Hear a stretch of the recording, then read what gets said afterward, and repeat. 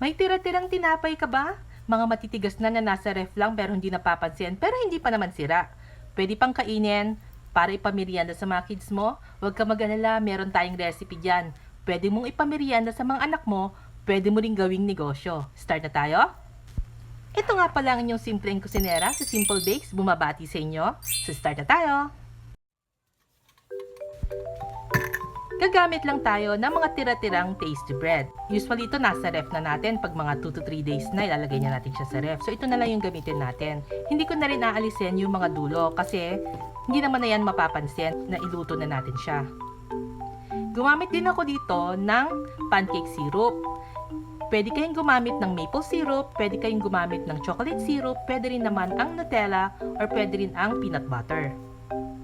Or kahit na anong gusto nyong ipalaman sa tinapay. Pwede rin ng mga fruit jam kung meron kayo.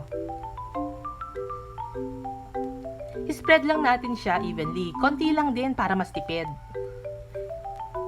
Basta siguraduhin lang natin na lalasa siya. At pagkatapos nito, i-roll na natin yung bread.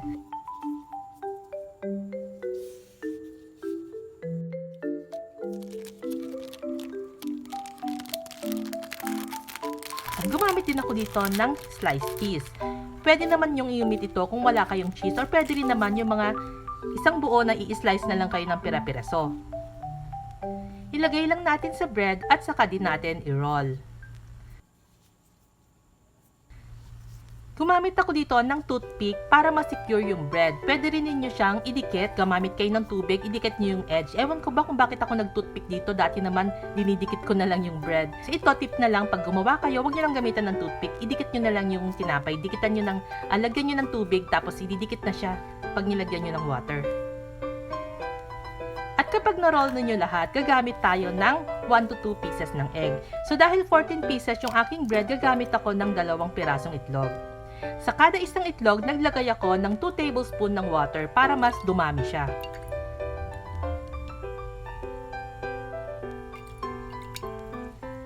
I-beat lang natin hanggang mag-incorporate yung water dun sa egg.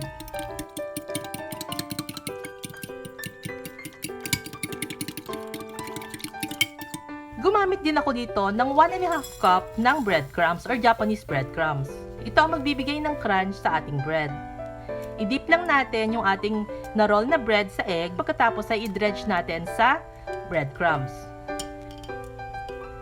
Make sure lang na na-cover nyo lahat ng egg, yung lahat ng sides, especially yung mga dulo, para hindi mag-ooze out yung ating mga fillings sa loob.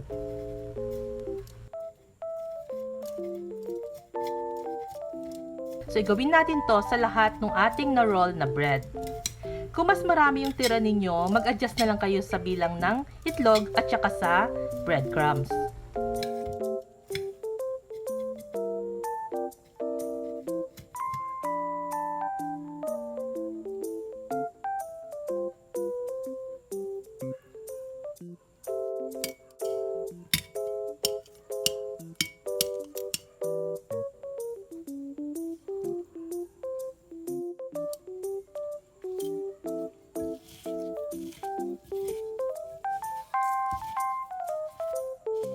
At habang nagro-roll tayo at nagde-dredge ng ating bread, kung kayo ay bago lang sa aking channel at hindi pa nakasubscribe, tap lang ang subscribe button, i-hit ang notification bell para lagi kayong notified sa ating bagong videos.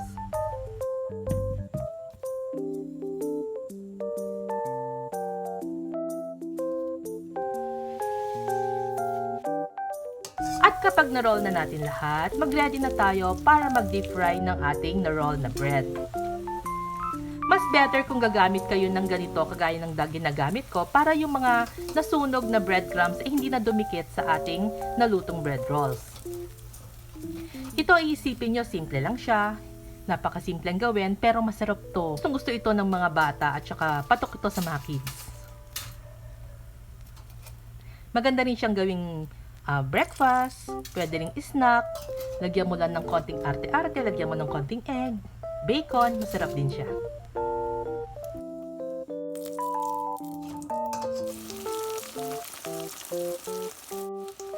Sa pagpiprito natin ng ating bread roll, siguraduhin lang natin na mainit talaga yung mantika para hindi i-absorb ng bread lahat ng oil. kapag golden brown na yung kulay, luto na to.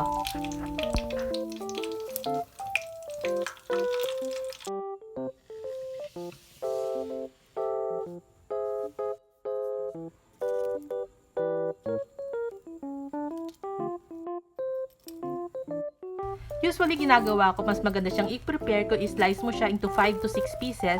Then gagamit ako ng barbecue sticks para itusok sila. Mas maganda yun kung gusto mo siyang gamitin pang negosyo, mas maganda yung ganong presentation. 3 to 4 pieces kada stick, pwede mo siyang ibenta.